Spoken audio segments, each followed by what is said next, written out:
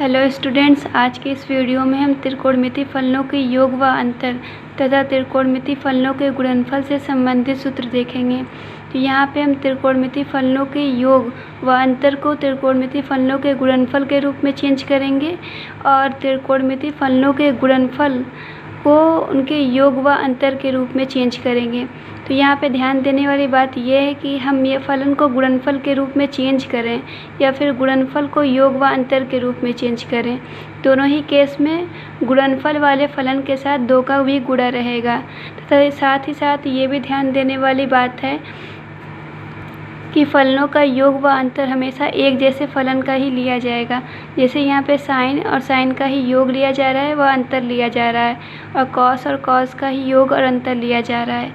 या फिर जो हम यहाँ पे योग व अंतर प्राप्त कर रहे हैं वो भी एक जैसे ही फलन का है। साइन का साइन के साथ योग व अंतर प्राप्त हो रहा है और कॉस का ही योग व अंतर कॉस के साथ ही प्राप्त हो रहा है। जब योग व अंतर को उनके गुणनफल के रूप में चेंज करेंगे तो उनके कोण को जोड़ेंगे और जोड़ कर आधा कर लेंगे और कोण को घटाकर आधा कर लेंगे। जैसे यहाँ पे 2 कोण ए बी दिए हुए हैं तो उनके कोणों को एक बार जोड़ा गया है, आधा किया गया, और कोणों को घटाकर आधा कर दिया गया है। और जबकि अगर वो फलन गुणनफल के रूप में दिए हों और उनको योग व अंतर के रूप में चेंज करना है तो कोणों को जोड़ा और घटाया तो जाएगा, लेकिन उनका आधा नहीं करना है यहाँ पर।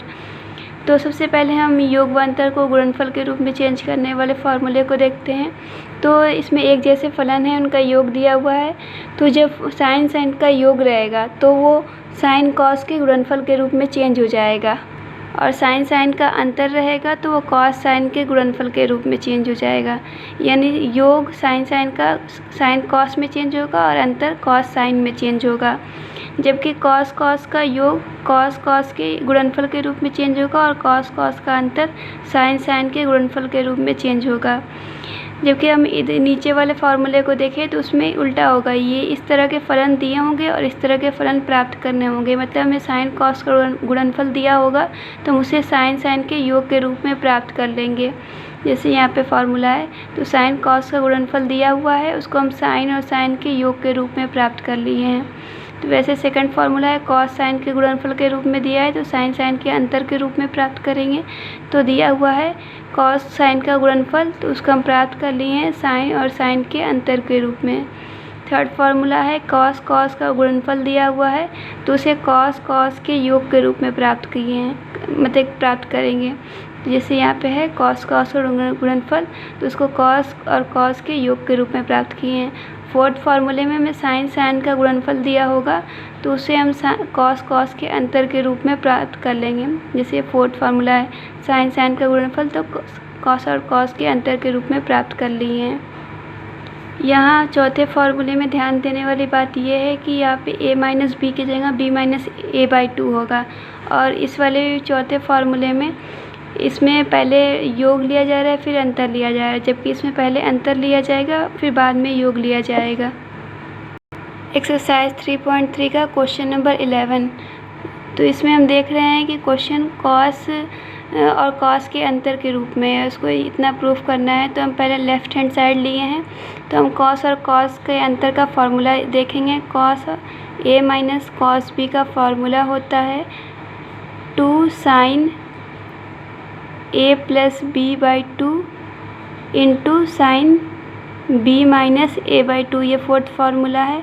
तो इस फार्मूले को हम इस पे लगाएंगे, ये a हो जाएगा और ये b हो जाएगा।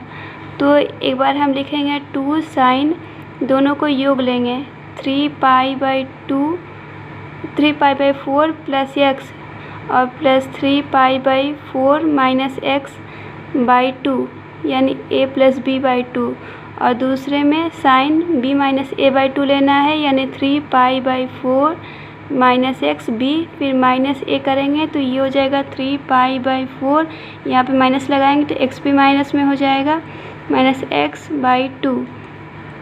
तो हम यहाँ देखेंगे साइन x से x कट जाएगा, यहाँ 3π/4 से 3π/4 कट जाएगा। तो यहाँ पे हम देखेंगे ये डबल होगा, फिर डबल होके जब 2 से भाग देंगे आधा हो जाएगा, यानी आ जाएगा यहाँ पे 2 साइन 3π/4, और यहाँ पे आ जाएगा साइन माइनस 2x/2। तो यहाँ पे हम 3π/4 देखते हैं। 3π/4 होता है 135 अंश, और यहाँ पे 2 से 2 कट के आ जाएगा साइन -x। तो 135 का वैल्यू देखेंगे, इसको हम लिख सकते हैं 180 - 45, और ये साइन -x की वैल्यू होती है -sin x। तो माइनस साइन आगे आ जाएगा, उसको आगे लिख देंगे यहाँ पे। तो फिर हम यहाँ पे देख रहे हैं साइन 180 - थीटा। संबद्ध कोणों के लिए हम मान देखे थे, ये होता है साइन थीटा के बराबर। तो ये हो जाएगी वैल्यू साइन 45 के बराबर। और यहाँ पे साइन 45 का मान होता है 1/2, 1/2, और ये साइन x को इस तरह लिख देंगे, ये से कटेगा तो ऊपर करनी में 2 बच जाएगा, यानी हमारा हो जाएगा यहाँ पे माइनस करनी में 2 साइन x। अगला 12वां क्वेश्चन है sine square 6x minus sine square 4x को इसके इक्वल लाना है। तो यहाँ हम लेफ़्ट हैंड साइड लिए हुए हैं। तो यहाँ पे हम पहले कुछ फार्मूला देखेंगे। तो ये होता है cos 2a is equal to 1 minus 2 sine square a, यानी यहाँ से हम देखें तो ये हो जाएगा 2 sine square a is equal to 1 minus cos 2a। तो अब इसी फार्मूले का हमको यहाँ यूज़ करना है। तो इसके लिए हम पहले 2 का गुणा और 2 का भाग दे देंगे। तो यानी यहाँ 2 का भाग दिए और 2 का गुणा कर दिए। अब 2 का गुणा हो गया, दोनों अंदर बाहर दोनों हो जाएगा दोनों में। तो ये जब 2 से गुणा हो जाएगा तो इस फार्मूले को लगा सकेंगे। तो ये हो जाएगा 1/2, और यहाँ पे जो भी कोड रहेगा उसका डबल आना चाहिए। तो यहाँ पे अगर 6x है तो जब इस तरह चेंज करेंगे तो 12a हो जाएगा, मतलब 12x हो जाएगा। यानी ये हो जाएगा 1 माइनस cos 12x, और ये हो जाएगा, ये भी कोड डबल होगा तो cos 8x हो जाएगा।